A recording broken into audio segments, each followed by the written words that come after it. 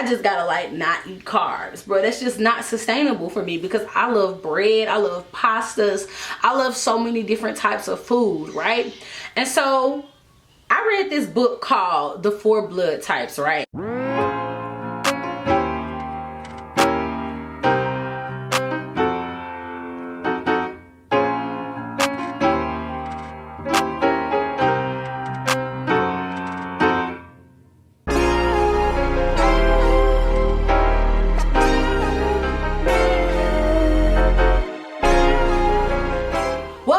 Back to my channel. If you don't know me, my name is Amber, and on this channel the center focuses around the 4 F's: family, fitness, flights, and finances, right? And so what we're going to get into today is fitness. This week, today is January 11th. As of yesterday, I survived my first full week eating a plant-based, no meat, no dairy diet. Okay, honey, let me tell you, I love hot wings. Okay, I eat hot wings at least twice a week, honey. Baked, fried, you name it, lemon pepper sprinkle, hot, mild, barbecue, whatever you want to name. Insert it at the top as well.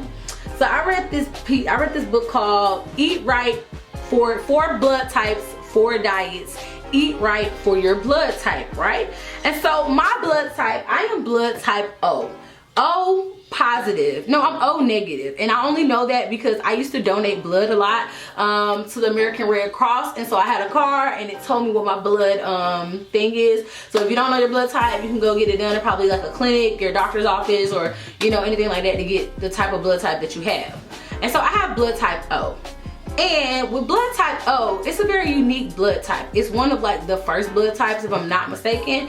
And a lot of African Americans or Africans are blood type O, right? And so with blood type O, we can give blood to like anybody, if I'm not mistaken, but we can only receive blood from like our blood type when it comes to donation. So that's what makes the O blood type unique. Fact check me on that, but I'm pretty sure that's certain. So I read the book about blood type O, well, the excerpts about blood type O, and according to the book, blood type O, our body is not made to really eat carbs like that, y'all. No starchy carbs. First of all, you shouldn't really be eating starchy carbs anyway because they just help you gain weight. They're just fillers, right? And when you're trying to lose weight, your body is going to burn carbs before it burns fat. So if you go out and eat a whole bunch of carbs, then you go work out, you might have burnt 500 calories, 1,000 calories, 700 calories, but you burnt those carbs. You did not burn your body fat. And so what I learned from reading, I'm just gonna give y'all 3 little key points that I got from the textbook.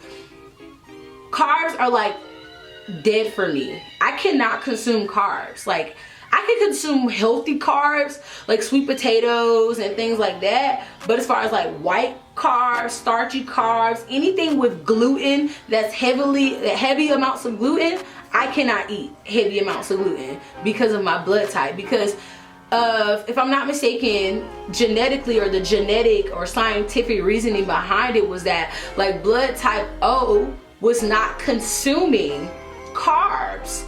Like they were eating plants, fruits, vegetables, and meat, you know, during that prehistoric time.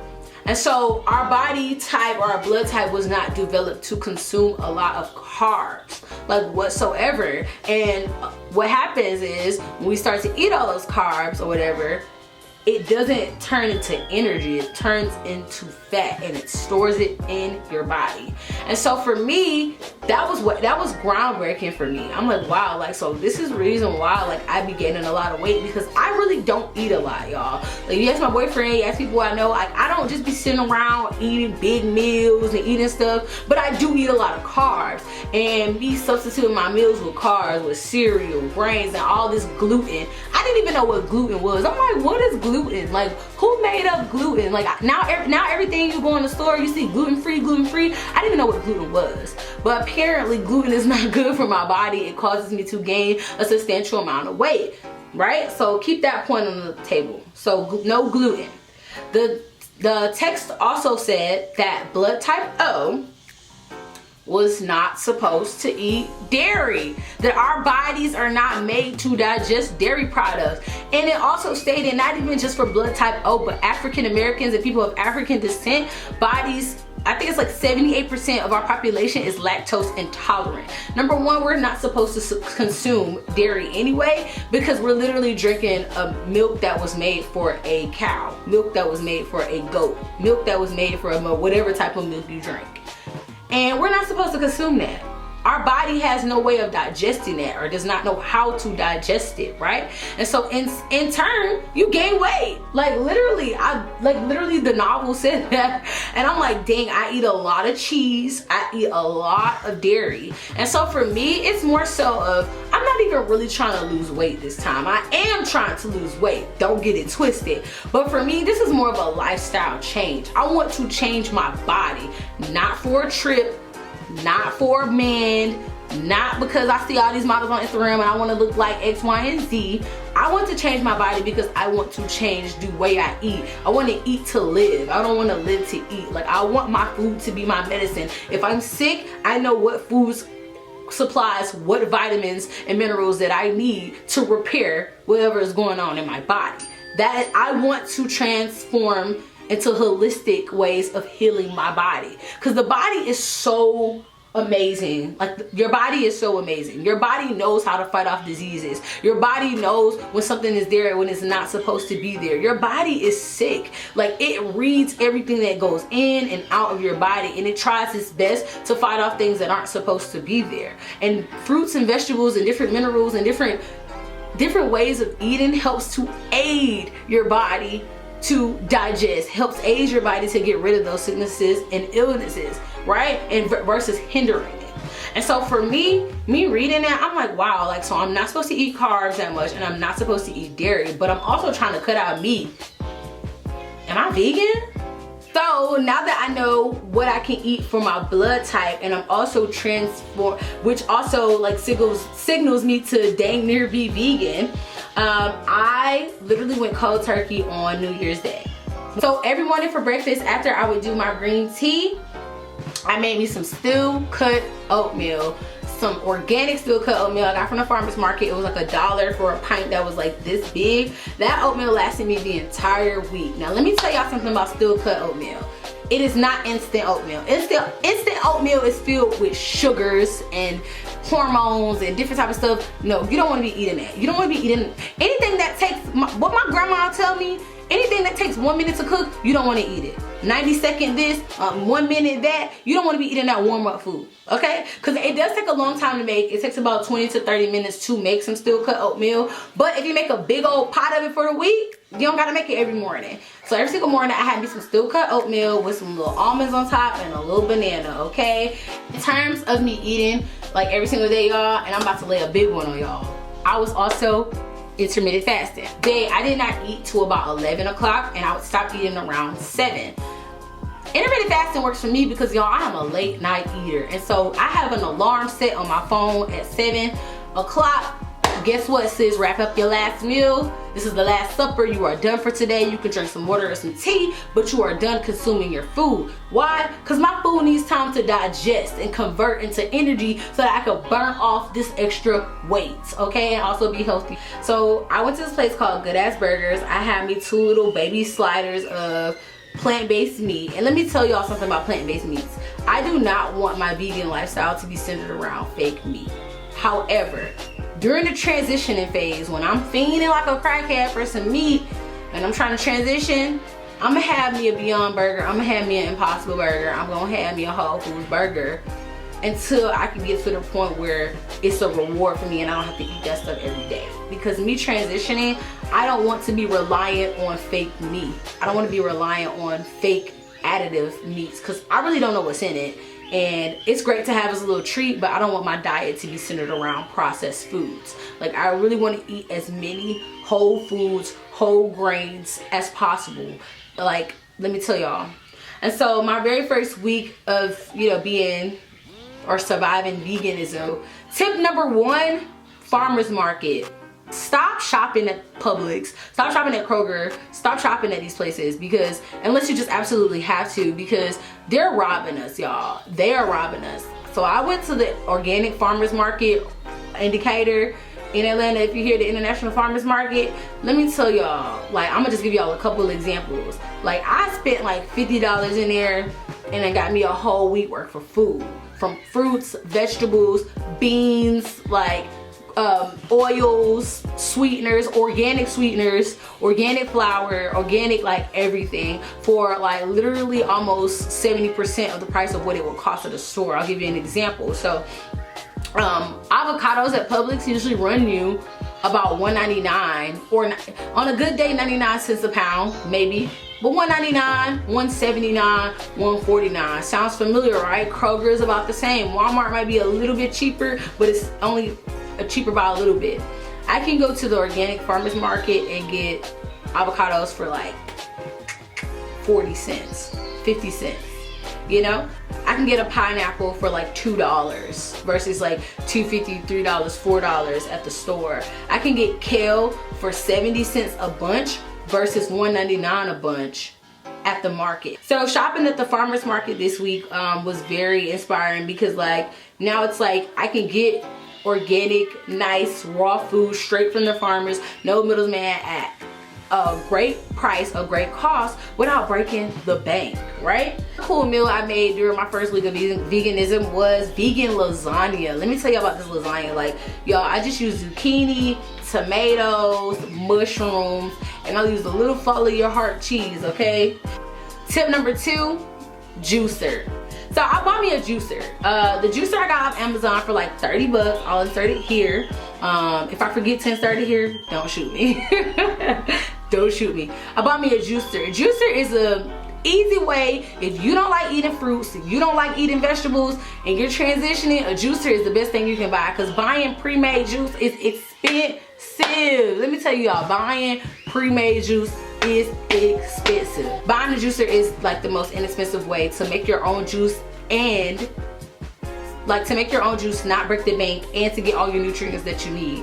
And so like I told y'all, I went to the farmers market. I got ginger, I got apples, I got ginger for like 20 cents. Like, y'all, I went crazy in the farmers market. Seasoning is like $1. Another thing that I made that I thought was pretty cool, I made me some coconut vegan ice cream. Y'all, I told y'all I love me some dairy, but let me tell y'all, this coconut ice cream was so good. Like, so good, so good, so good, so good, so good. All I used was coconut cream, almond milk, a little salt, and some agave, okay? All bought from the farmers market. And so I also made some vegan nachos, or whatever you would say. I used the Life Good meat. It's like soy and lentils, and it's like a crumble type meat or whatever. And so I used that meat, a little follow your heart cheese.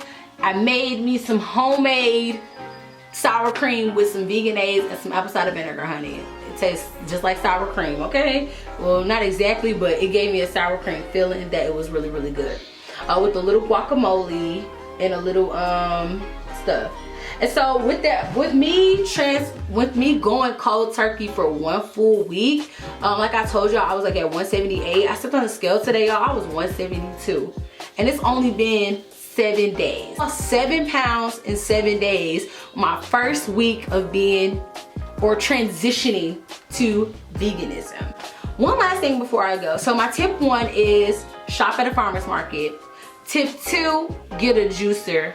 Tip 3, I would say it's a mindset thing. It's literally completely mindset. Like, for somebody who's been eating meat for 26 years of her life, and for me to survive an entire week without eating no dairy, no meat, and now like I don't even have a desire to eat it. For 3, I would just say develop a mindset, up your reading game, get some vegan books, get some health conscious books. I can link some of the books that I put down below, just like the blood type book. Do a lot of YouTube research. And so for me, I've been doing a lot of reading, a lot of podcasts, and a lot of YouTube research to help keep my mindset there. And also, I started a support group on Facebook. It's called Vegan on the Weekend. It's called Vegan on the Weekend because it's for people transitioning into veganism. So it's like where we share tips, recipes, things that we're doing. If you would like to be a part of that group, that support group, I'll link the group chat down below.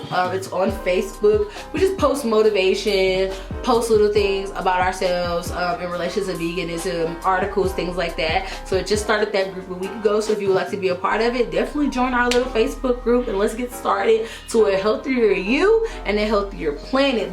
Work out, like get active, go ride some bikes, get a little $10 membership at Planet Fitness. You can do it in your living room, y'all. I got a yoga mat, I got 2 weights and a band, like, and a jump rope, literally ready on go when I can't make it to the gym. So I work out every single morning at 6 a.m. I do work out with a group. It's group fitness. It's great for accountability. It's great for motivation. I work out at with Fitness by Leah in Atlanta, Georgia. If you're in Atlanta, Georgia, she's great. And it's not that expensive, y'all. I pay $100 a month for group personal fitness for 4 to 5 days a week, unlimited, right? Comes with meal plan and everything. So me working out with the group is really great because it's a support system. It's an accountability system. And if you can't afford to go get a trainer or go work with a group, do it with your friend, do it with your mom, do it with your sister, do it with your aunt, do it with your husband, do it with your brother, whoever. Hold each other accountable to work out, hold each other accountable to keep going, hold each other accountable to persevere in those times where you feel like you have to give up. But I'm gonna be back next week with week 2, surviving veganism. Any weight loss, any drastic change in my body, I will let you guys know next week. Hoping that my lifestyle change could convert. That's the lifestyle that I want my children to be accustomed to live longer. Like, a lot of y'all don't know, but like in my family, diabetes and high blood pressure and lupus runs heavy. Like, my dad actually died from high blood pressure. His high blood pressure caused him to have a stroke, which in turn caused his unforeseen death. My mom has lupus, has high blood pressure, has freaking diabetes. Like, she has every single, and I hate to say it, but she has every single black woman from the South, didn't eat right, and now it done caught up with you in your 40s disease, right? And I don't want that for me. I don't want to be sick on 8. My mom takes like 18 pills. Like, I don't want to be taking pills. I want to be eating carrots, eating celery, eating something that's gonna make me feel better. You understand? And for me, it's more so of, I don't want to live like that. Like, my aunts had cancer, and I know that's not always health, but if I can help prevent, these things from happening just by the things that I eat and the things that I do every day physically, then I'm gonna do that. We can break those generational curses, and I plan to break it. So y'all stay tuned with me. Y'all already following me on my LOCS journey, but y'all know it's not just LOCS that we do here, baby. I'm doing every single thing, and let me be that example for you. Let me do the trial and error. You let me know how it's going, what your New Year's resolutions was. Mine isn't really a New Year's resolution. It's an affirmation that this is going to happen. I'm going to get healthier. I'm going to lose this weight, honey, in terms of me being healthier. And I'm going to create a better lifestyle for me and my children to come, and my kid that's already here. But stay tuned. Thank you guys for tuning in to the fitness part of my channel. My name is Amber. Make sure you guys follow me on the gram. I took a little break for like 2 weeks, but I'm back on the gram. Follow me on the gram at Queen M Davi.